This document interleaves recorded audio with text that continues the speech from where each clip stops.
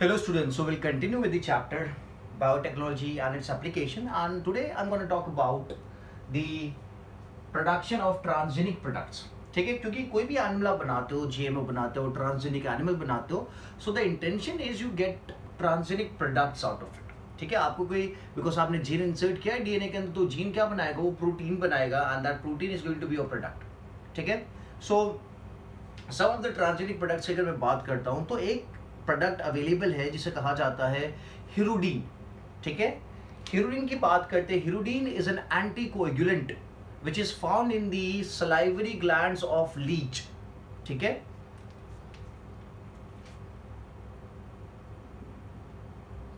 हिरुडीन is a anticoagulant found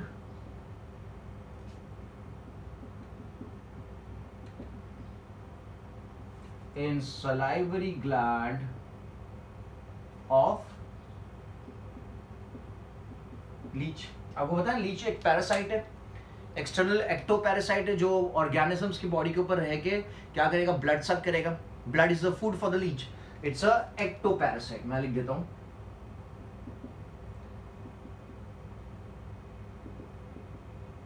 ठीक है, so अगर I want to take out the hirudin out of the leech, ठीक है, तो मुझे क्या करना पड़ेगा, काफी सारी लीच को मारना पड़ेगा to get enough quantity, because this can be used by the humans. जब आप ब्लड ट्रांसफ्यूजन कर रहे हो, ब्लड को एक जगह से दूसरी जगह ले जा रहे हो, तो उस केस में आप इस चीज को यूज कर सकते हो.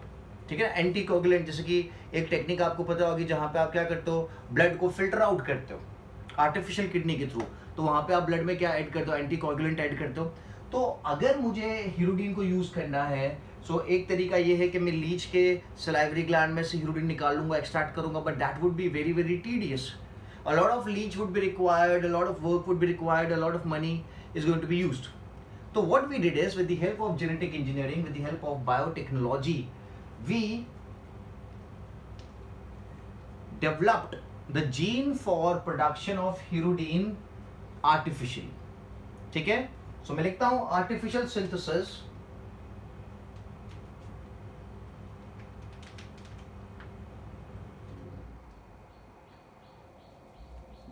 gene for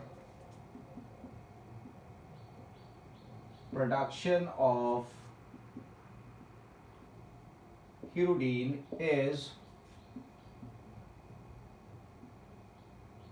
synthesized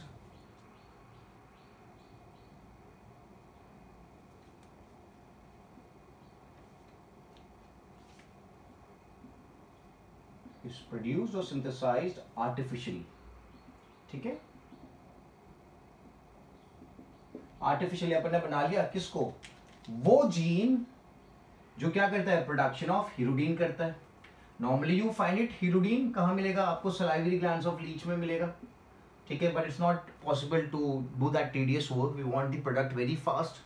तो gene for production of hirudin is produced artificially. ठीक है, और अब क्या करा आपने, इस जीन को बना तो लिया, फिर इस जीन को ट्रांसफर कहां कर दिया, आपने इसको ट्रांसफर कर दिया प्लांट के अंदर. You transferred this gene in the DNA of the plant. So this gene which has the ability to produce हिरुडीन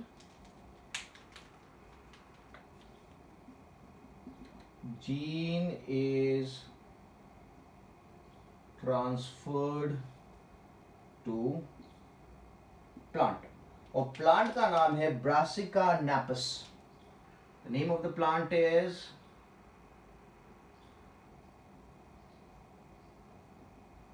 brassica नैपस.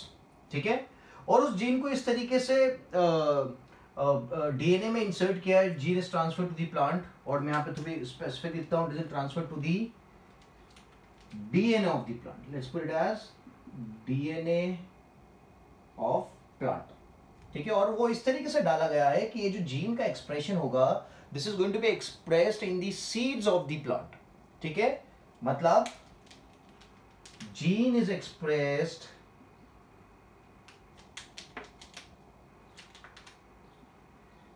gene is expressed in seeds of the plant.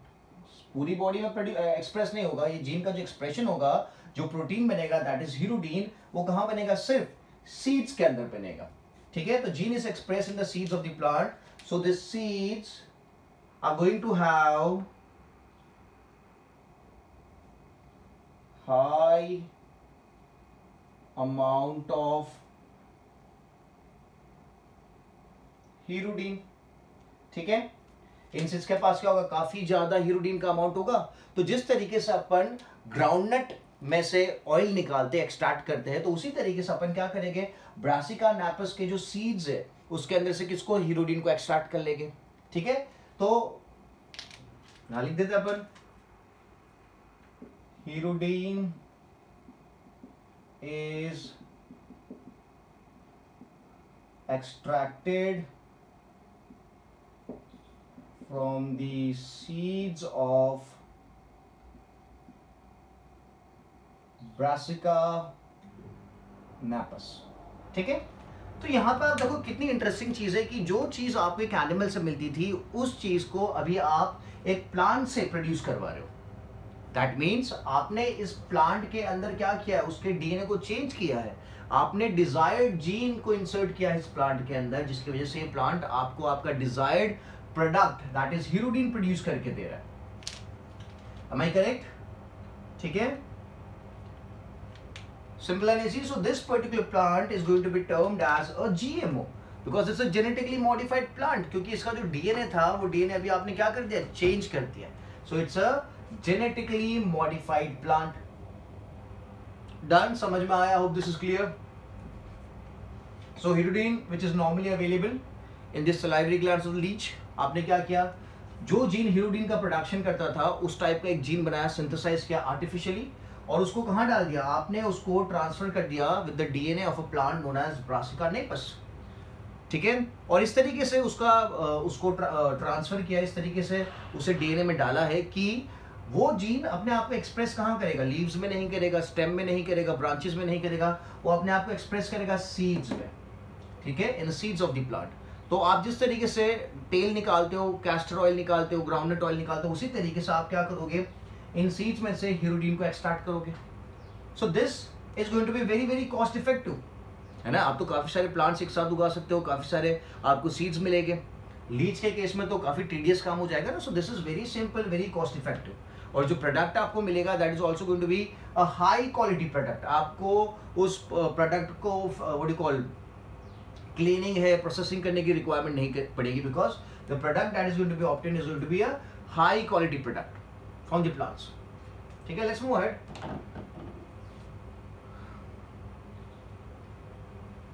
Now let's talk about another interesting thing that is production of flavored savour tomatoes. Production of flavored savour tomatoes.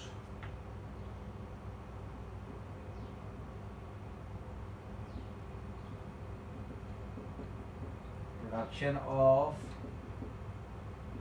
flavor savour tomato.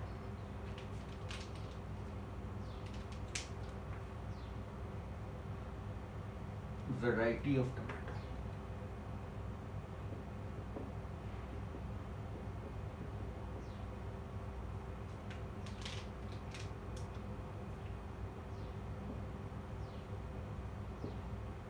ठीक है, सी now अगर आपको पता होगा tomatoes के बारे में, तो अगर आप टमाटोज को ज़्यादा टाइम तक घर में रखोगे बिना यूज़ करें, so the tomatoes start to rot, है ना. इनिशियली जब आप मार्केट से लेके आते हो ना, the fresh tomatoes they are very hard in the sense they have a tough outer surface, not that tough but thoda ekdam what do you call, the cells are filled up with the water. Okay, so the tomato appears to be very hard, turgid in appearance maybe. ठीक है, but जैसे जैसे time pass होता जाता है ना, तो वो क्या होने लग जाता है? सॉफ्ट होने लग जाता है. ठीक है, इट स्टार्ट्स बिकमिंग सॉफ्ट. ठीक है, अब ऐसा क्यों हो रहा है? मतलब it has started to rot, वो सड़ने लग गया. Now why is it happening? तो जो सॉफ्टनेस आ जाती है टमाटो में, that is due to the break down of the middle lamella of the cell wall. तो पहले अपन लिखेंगे middle lamella is responsible for hardness. पता है ना सेल वॉल में मिडल लैमेला होती है, is responsible for hardness of tomato. ठीक है, and middle lamella consist of calcium and magnesium pactate.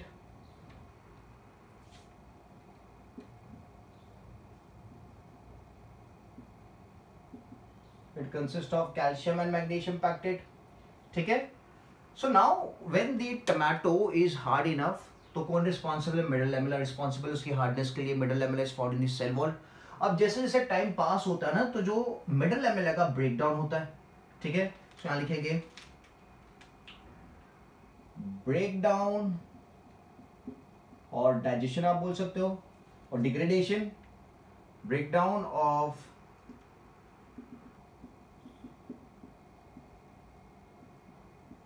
Middle lamella causes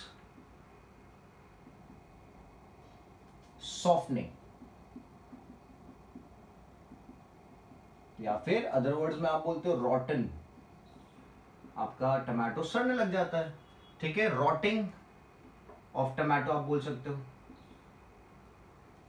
Now why is there is a breakdown, or why is there a degradation or digestion of the middle lamella? So the reason to this is there is an enzyme which is performing the breakdown of middle lamella, and that is polygalacturonase enzyme. ठीक है, यहाँ लिखेंगे अपन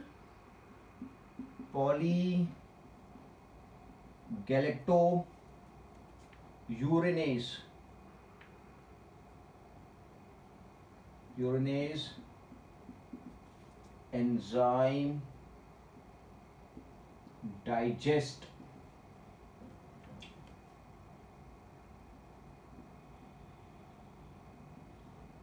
middle lamella. ठीक है,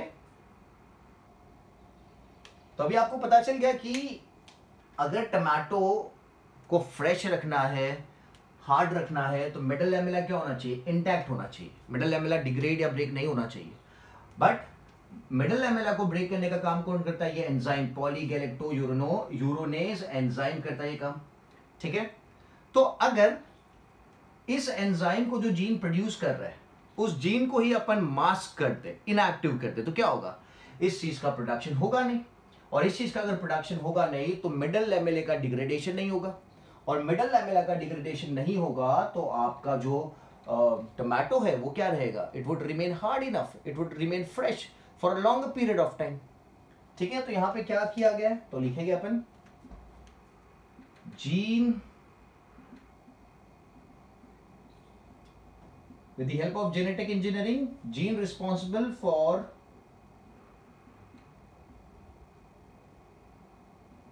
production of polygalacturonase, gene responsible for production of polygalacturonase enzyme is masked or it is made inactive. So होगा क्या? Enzyme is not produced. Enzyme is not produced.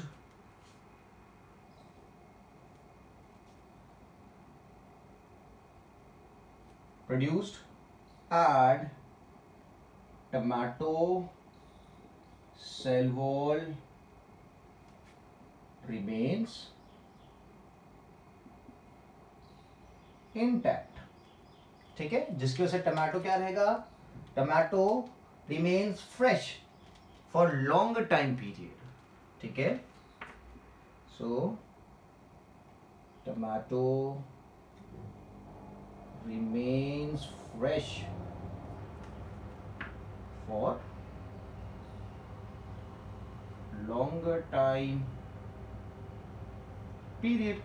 ठीक है, तो जो प्रॉब्लम था कि टमाटो सॉफ्ट हो जाते हैं, रॉट हो जाते हैं जल्दी, वो प्रॉब्लम अपन ने सॉल्व कर दिया। किस तरीके से सॉल्व किया?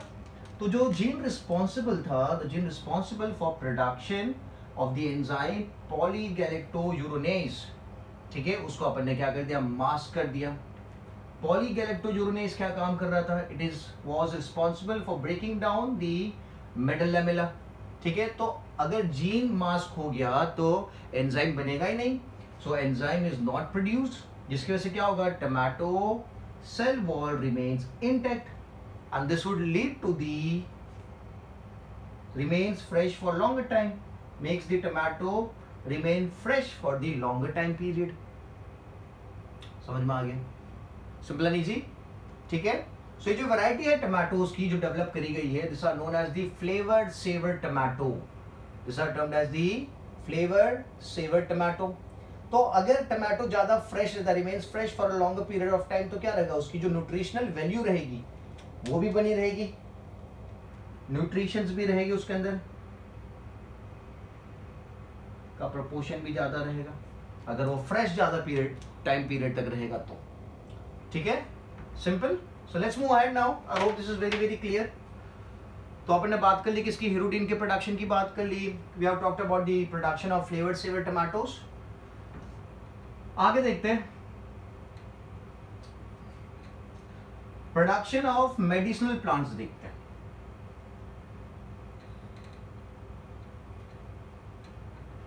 Production of medicinal plants,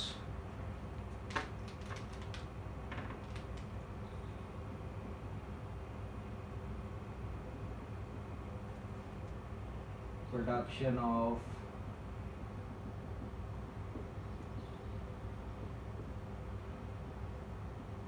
medicinal plants, ठीक है। अभी यहां पे ये देखना है कि जैसे कि एक वैरायटी अपन ने डेवलप करी जिसका नाम है गोल्डन राइस। क्या कहा जाता है?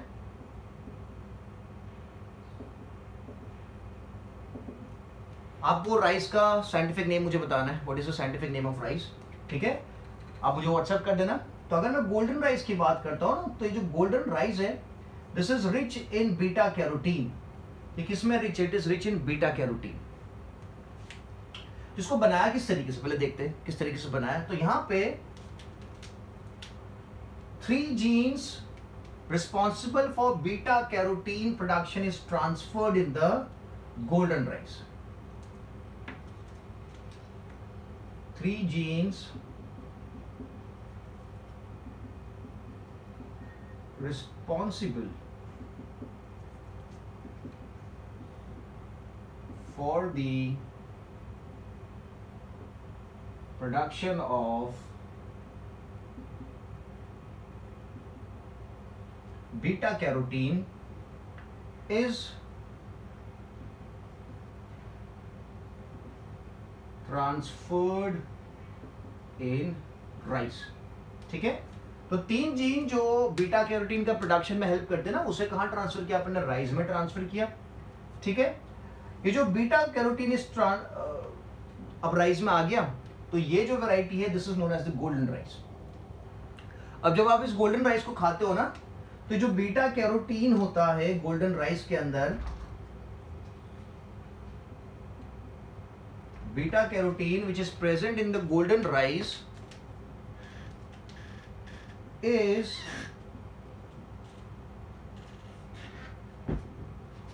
transferred to vitamin A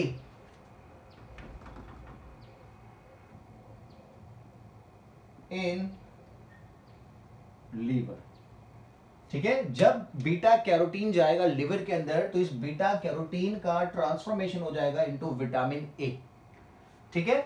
और जो विटामिन ए होता है ना, okay, vitamin A is very good, it prevents night blindness, ठीक है। एक सबसे इंपॉर्टेंट चीज जो इसकी है, that is it prevents night blindness, ठीक है। तो ये जो गोल्डन राइस है, इसके पास क्या चीज प्रेजेंट है? बीटा कैरोटीन प्रेजेंट है। बीटा कैरोटीन येलो कलर का होता है, it gives a yellow colour, जिसकी वजह से द राइस अपीयर्स गोल्डन, ठीक है, तो यहाँ पे लिख देता हूं मैं the yellow colour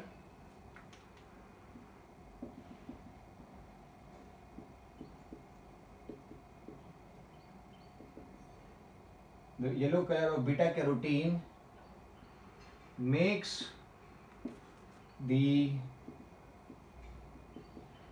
rice appear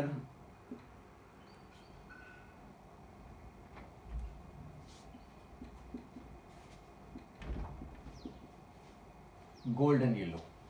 ठीक है, simple and easy. So 3 genes are responsible for the production of beta carotene, जिसको अपने कहां पे ट्रांसफर किया, राइस के अंदर ट्रांसफर कर दिया. ठीक है, अब जब आप इस राइस को खाओगे, गोल्डन राइस को आप जब कंज्यूम करोगे ना, तो बीटा कैरोटीन आपकी बॉडी में जाएगा, और बीटा कैरोटीन जब लीवर से पास होगा तो लीवर क्या करेगा, उसको ट्रांसफर कर देगा, कन्वर्ट कर देगा into vitamin A. Vitamin A is very good for the body. एक मैंने आपको बताया कि इट प्रिवेंट्स नाइट ब्लाइंडनेस. ठीक है, because beta carotene gives the yellowish colour to the rice, the rice appears to be golden yellow. ठीक है, और आप उस वैरायटी को क्या बोलते हो, you term that variety as golden rice. ठीक है, तो यहाँ पे क्या हो रहा है, ये एक मेडिसिनल प्लांट हो गया ना. ये चावल खाने से आपकी कोई भी मेडिकल इशू हो सकता है. अगर आपको जैसे नाइट ब्लाइंडनेस के चांसेस अगर है, तो अगर आप ये राइस को कंज्यूम करोगे तो इट प्रिवेंट्स नाइट ब्लाइंडनेस. ठीक है, फिर production of plants with herbicide resistance.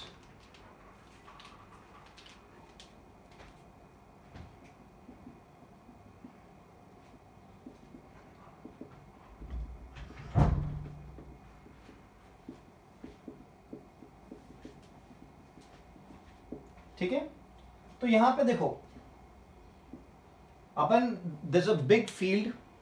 ठीक है, and there are lot of herbicides growing in that field along with the main crop.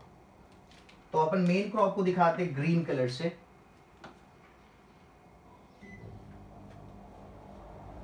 ठीक है, सो this is my main crop.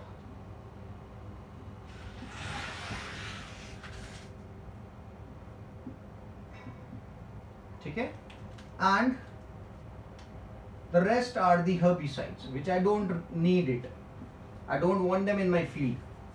ठीक है, तो what I do is,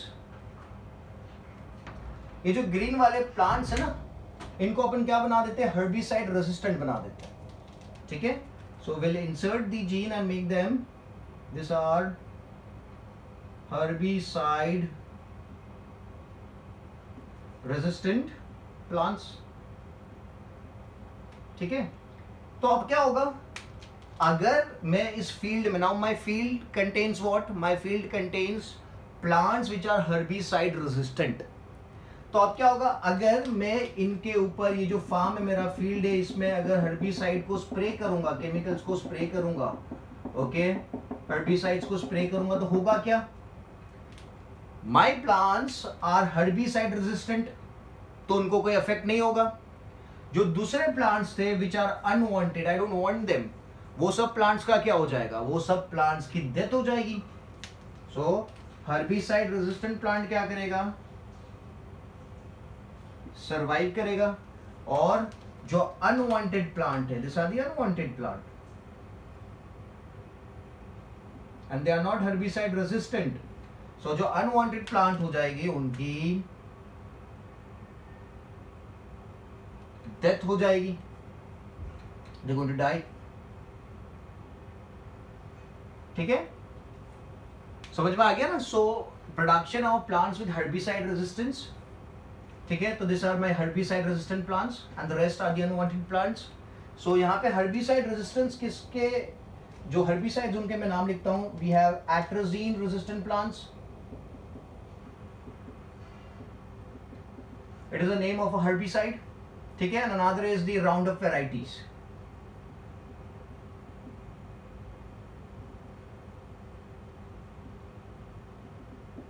ठीक है, so we have developed plants with the atrazine resistance and the Roundup varieties, okay, जो क्या करेगी, herbicides को resist करेगी. ठीक है, now moving ahead, आजकल के टाइम पे अगर आप देखो, so there are lot of plants which are used for decorative purposes. ठीक है, a lot of plants are used for decorative purposes. Those plants are termed as ornamental plants. ठीक है, production of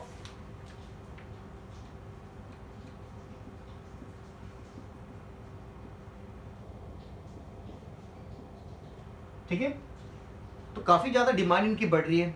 you need a plant which looks beautiful. You want a plant जो काफी beautiful दिखे और काफी ज्यादा अट्रैक्टिव हो, काफी अच्छे फ्लावर्स हो. The flowers should give a nice good fragrance.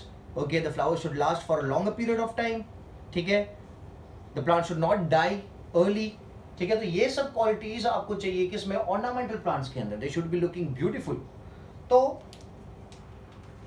जैसे कि अगर मैं बात करता हूं रोज एंड ट्यूलिप्स की, तो यहां पे क्या हुआ है, they are famous for the flowers. So improvement in colours of the flowers which is controlled by anthocyanin. Anthocyanin नाम का जो पिगमेंट होता है ना, वो क्या करता है, फ्लावर के कलर्स को कंट्रोल करता है. तो what we have done is we have developed plants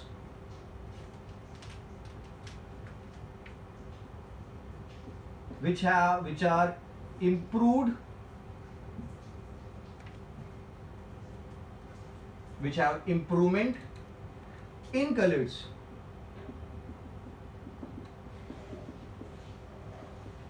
Improvement in flower color. ठीक है, improvement in flower color that is controlled by which pigment? Anthocyanin pigment, which is controlled by anthocyanin.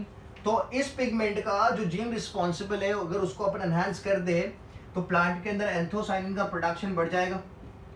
Anthocyanin का production बढ़ जाएगा मतलब जो flowers रहेंगे वो flowers ज्यादा ब्राइट, ज्यादा कलरफुल दिखेंगे. ठीक है, then we have also increase the life span of the plant. Increased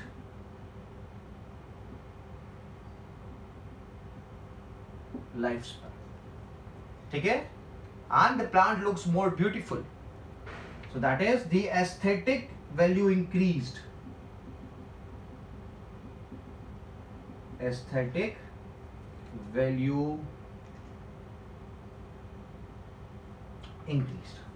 ठीक है, so with the help of the genetic engineering we have developed plants, ornamental plants, which have improvement in the flower colors with the help of the anthocyanin pigments. They have increased lifespan and the aesthetic value has increased. Done, simple and easy. Now example मैंने mention नहीं किया, let's put it as rose and tulips. ठीक है, so जितने भी आपने देखे थे सर, वो genetically modified plants की बात हुई है, genetically modified organisms की बात हुई है. तो एडवांटेज ऑफ जीएम क्रॉप्स लिखते हैं. What are the advantages?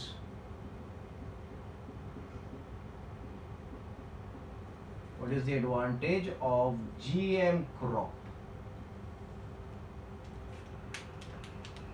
सो जो जीएम क्रॉप्स होते हैं अपन ने जो बना रखे, दोज आर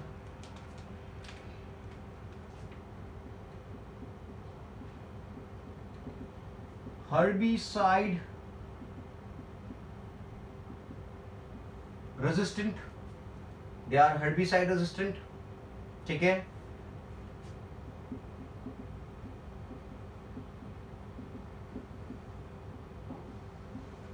पेस्ट रेजिस्टेंट. ठीक है, अब ये दोनों चीज की अगर मैं बात करूं, हर्बिसाइड रेजिस्टेंट, पेस्ट रेजिस्टेंट, तो इसका इफेक्ट किस पे पड़ेगा? This is going to affect the yield of the plant. तो दोनों केसेस में मैं क्या लिखूंगा? yield of crop increases. It increases the yield of crop. ठीक है, plus if it is pest resistant तो क्या रहेगा? वो पेस्ट को मारेगा. हर्बिसाइड रेजिस्टेंट है तो वीड्स को मारेगा ऑटोमेटिकली. तो यहां पे use of chemicals also decreases. use of chemicals decreases because the plant has the ability to kill the weeds, the plant has the ability to kill the pest. ठीक है, तो ये जो चीजें है this is going to benefit, क्योंकि अगर chemicals कम use में आएगी तो क्या होगा, प्लांट ज्यादा हेल्दी रहेगा. आपने एक टर्म पढ़ रखा है बायोमैग्निफिकेशन. प्लांट्स के अंदर जो हार्मफुल केमिकल्स का बिल्डअप होता है ना, जब आप उन प्लांट्स को कंज्यूम करोगे तो वो केमिकल्स आपकी बॉडी में जाएंगे, रिटेन हो जाएंगे आपके फैट सेल्स के अंदर and they will cause deformities in the body. तो when I make a herbicide resistant plant और a pest resistant plant, the use of chemicals, the use of pesticide, the use of weedicide is decreased.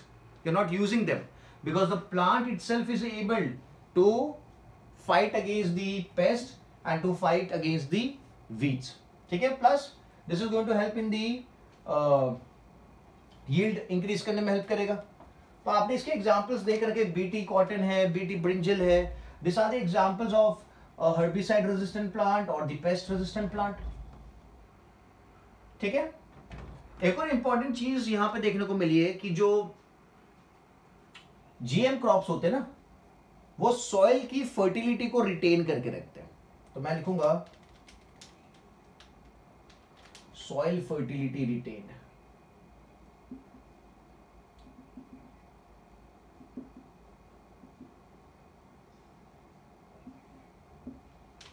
How is it possible? तो जो GM crops होते हैं ना, वो जो soil के अंदर न्यूट्रिएंट्स होते हैं, ओके, जो रिसोर्सेस अवेलेबल होते हैं, uses the resources in a more judicious manner.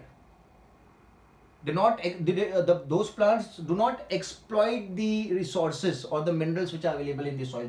मैं लिखूंगा uses resources available in soil in a judicious manner.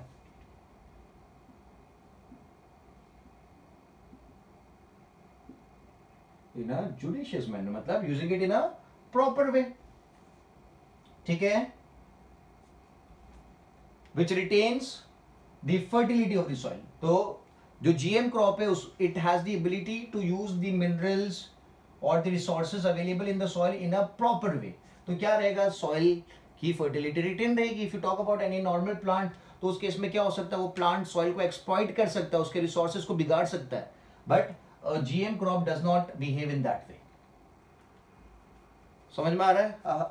Is it clear? ठीक है. सो नाउ 3 चीजें हो गई. और अगर देखें तो पोस्ट हार्वेस्ट लॉस,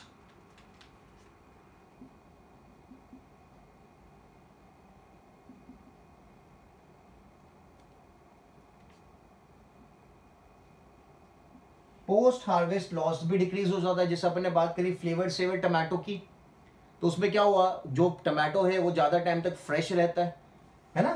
तो that is post harvest loss. जो होता था टमाटो का पहले, वो अब नहीं होगा. तो मैं लिखूंगा यहां पे increases self life. The plant, the GM plant increases it's self life. Self life का मतलब क्या हुआ, खुद को ज्यादा लंबे टाइम तक सस्टेन कर सकता है, सेल्फ लाइफ इंक्रीज करेगा. ठीक है. तो आपको यहां पे एक और बेनिफिट हो जाएगा, no use of low temperature. जैसे आप वेजिटेबल्स लाते हो, टमाटो लाओगे तो उसको आपको फ्रिज में रखना पड़ता है. और जो फ्लेवर्ड सेवर टमाटो होगा उसको रूम टेम्परेचर पे भी आप रखोगे ना तो भी वो रॉट नहीं होगा. तो ये एक प्लस पॉइंट हो जाएगा ना. So no use of low temperature, तो this can save you lot of electricity. ठीक है. It remains fresh, remains fresh at room temperature. और रूम टेम्परेचर पे फ्रेश रहेगा तो आपको उसको फ्रीजर में डालने की जरूरत नहीं पड़ेगी. ठीक है. और देखिए तो I have to rub this down. How this is clear. Then there is medicinal value. जैसे मैंने बात करी गोल्डन राइस की,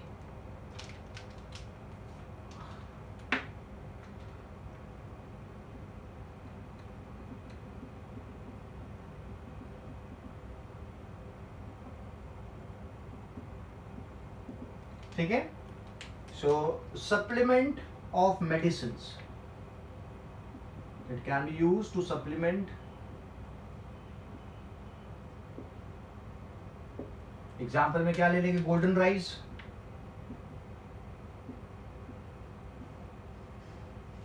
ठीक है। फिर एक और इंटरेस्टिंग चीज है, that is phytoremediation. Phyto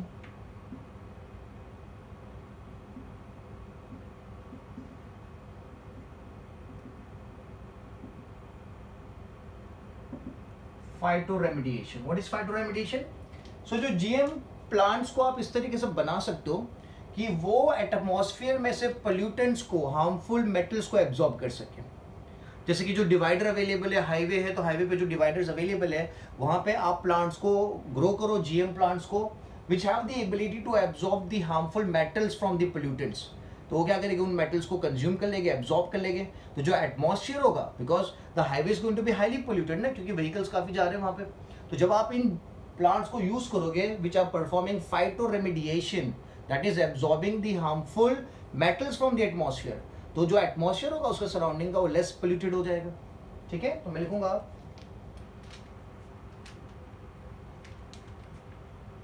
GM plants absorb metals from surrounding। ठीक है, making the area less polluted. तीसरी चीज, alternatives for industries, they can be used as alternatives for industry।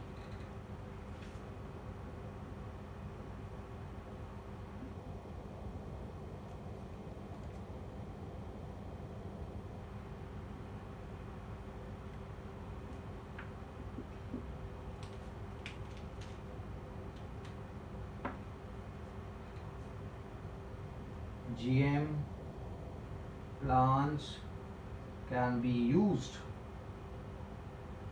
for making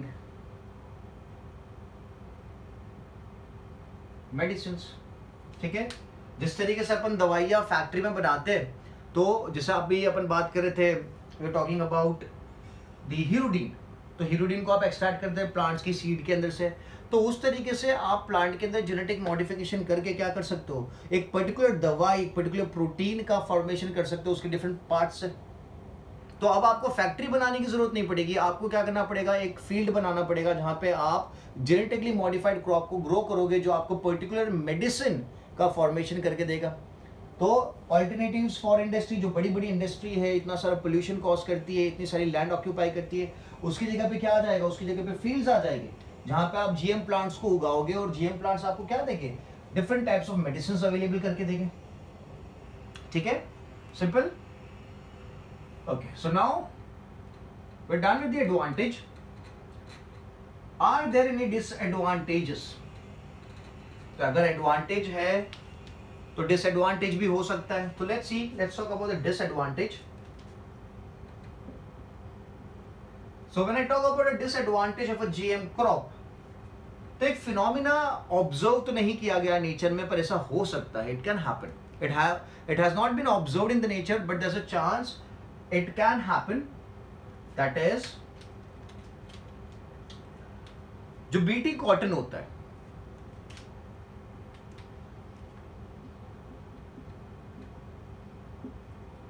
ठीक है, इस बीटी कॉटन के पास में एक दूसरा प्लांट ग्रो करता है जिसका नाम है मिल्क वीड वाइन्स। क्या नाम है इस प्लांट का? Milk weed vines. ठीक है, this are two different plants, this is a BT cotton, this is a milk weed vines. और ये दोनों क्या होते हैं, they grow closer to each other और they grow in a same area. अभी जो मिल्क वीड वाइन्स होती है ना, इसके ऊपर जो मोनार्क बटरफ्लाई है उसका कैटरपिलर ग्रो करता है। ठीक है, तो मैं लिखूंगा the caterpillar of monarch butterfly caterpillar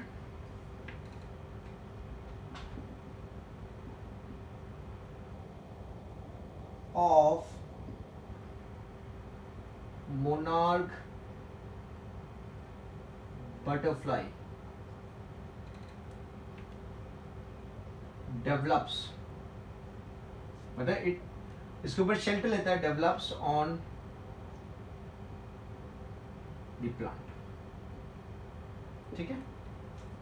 वैसे नॉर्मली हैपनिंग कि जो मिल्क वीड वाइन्स होते हैं ना, उनके ऊपर मोनार्क बटरफ्लाई का जो कैटरपिलर है वो ग्रो करता है।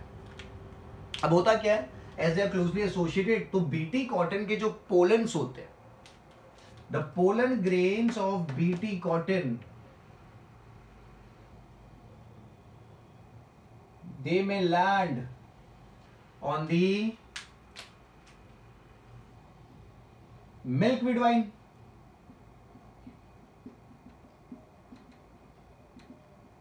The pollen grains of BT cotton may land on the milkweed vine. जब ये कैटरपिलर, मोनार्क बटरफ्लाई का कैटरपिलर इस पोलन ग्रेन पे फीड करता है, तो ये पोलन ग्रेन्स उसके लिए टॉक्सिक होते हैं। The caterpillar dies.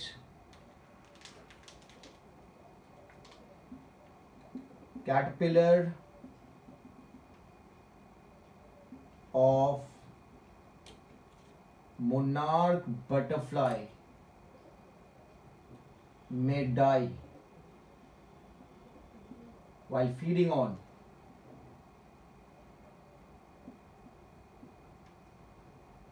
pollen of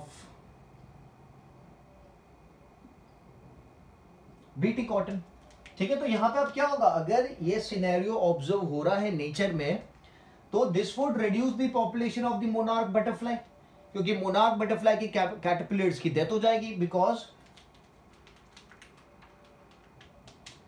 for the caterpillar of monarch butterfly may die while feeding on the pollens of BT cotton. So the pollens of BT cottons are toxic for the caterpillar of monarch butterfly. So monarch butterfly का population कम हो जाएगा. So this is one of the disadvantage. ठीक है? I hope this is clear. दूसरी बात,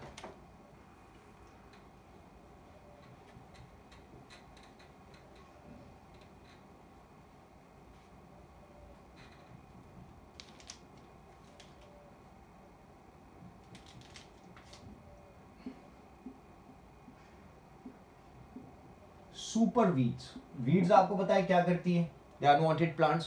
तो यहां पे मैं बोल रहा हूं सुपर वीड्स। अब ये सुपर वीड्स क्या है, जो आपने जीन इंसर्ट किया था, किसके अंदर आपने इंसर्ट किया था, आपके प्लांट्स के अंदर, आपने उसे हर्बिसाइड रेजिस्टेंट बना दिया या वीडीसाइड रेजिस्टेंट बना दिया। तो अगर वो जो जीन था, वो जीन नॉर्मल वीड के पास अगर आ जाता है due to cross breeding, if the gene from the transgenic plant or a herbicide resistant plant is delivered to the weed, this weed may become resistant to the weedicides. ठीक है, तो मैं लिखूंगा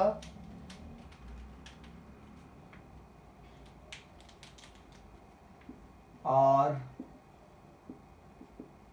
resistant to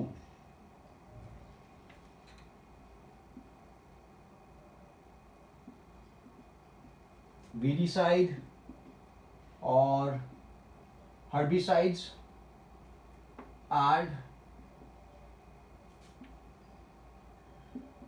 the growth cannot be controlled, क्योंकि उनके ऊपर weeds का कोई इंपैक्ट ही नहीं होगा। हम सर उनके ऊपर वीडीसाइड या हर्बिसाइड का कोई इंपैक्ट ही नहीं होगा। क्यों? क्योंकि जो मैंने बताया थे, या आपके हर्बिसाइड रेजिस्टेंट प्लांट्स थे, इनके साथ मीटिंग कर लिया, there was cross breeding between the weedicide resistant plant and the normal weed. ठीक है, तो यहां लिखेंगे super weeds are the result of cross breeding between super weeds are the result of cross breeding between weedicide resistant plant and weed. ठीक है, तो there ये chance भी हो सकता है कि जो जीन था, आपको बताया ना कि जीन ट्रांसफर होते हैं, जब मीटिंग होगा तो यहाँ पे अगर क्रॉस ब्रीडिंग हो गया इन दोनों के बीच में, तो we can get a variety of weed which is resistant to weedicides and herbicides, क्योंकि जो जीन था, the gene which was available with the resistant plant is now transferred to the weed. The super weeds are the result of crossbreeding between weedicide resistant plant and the weeds. The gene for resistivity towards the weed is transferred to whom? To the weeds, and the weeds have now become super weeds. उनकी growth को अपन control ही नहीं कर पाएंगे, क्योंकि कोई भी weedicide आप डालोगे, कोई भी हर्बिसाइड डालोगे, वो तो ग्रो करता ही रहेगा, क्योंकि उसके पास तो रेजिस्टेंस अवेलेबल है. ठीक है,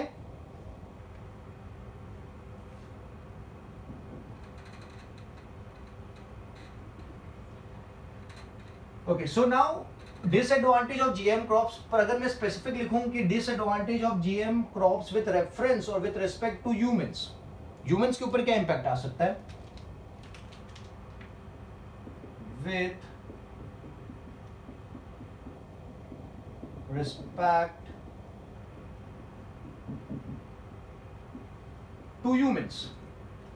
ठीक है, पहले मैंने बोला डिसएडवांटेज ऑफ जीएम क्रॉप्स, अभी बोल रहा हूं disadvantage of GM crops with respect to the humans. अगर देखें तो यहां पे क्या हो सकता है कि अपनी बॉडी के अंदर जो बैक्टीरियाज ग्रो कर रहे हैं ना, माइक्रोब जो ग्रो कर रहे हैं, जिनको आप क्या करते हो, दवाइयों से ठीक कर सकते हो. If there is a micro organism which has the ability to grow in my body, okay, and cause me harm, that microbe can be killed with the help of the antibiotics.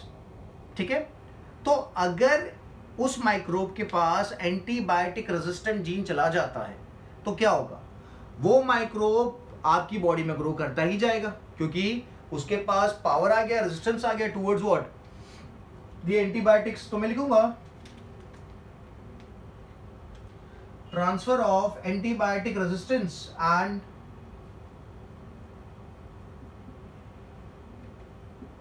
Transfer of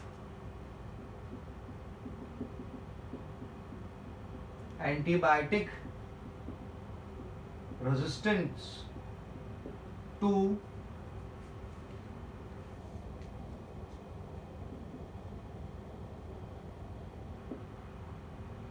intestinal microbes. ठीक है, अगर ये हो गया तो आप कितनी भी एंटीबायोटिक्स खा लो, आपकी बॉडी के अंदर बैक्टीरियल ग्रोथ होती जाएगी.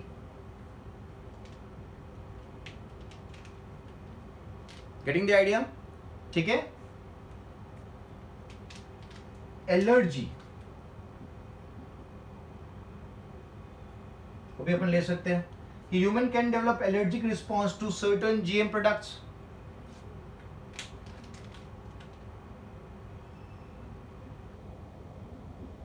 Allergic response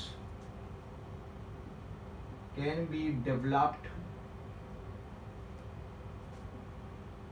by human towards certain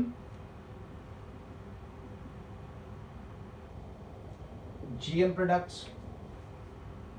ठीक है, and one more is the economic concern. The GM products, because it involves a lot of technology, okay, lots of manpower. तो जो जीएम प्रोडक्ट्स हो गए, they are going to be costly. तो मैं लिखूंगा economic concern. ठीक है, तो इकोनॉमिक कंसर्न में क्या लिखे? The GM products are costly,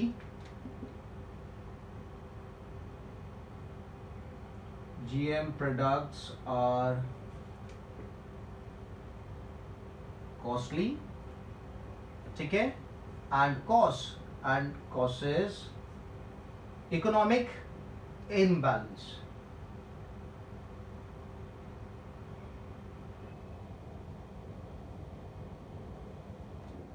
ठीक है. So these are some of the effects or the disadvantage of the GM crops on the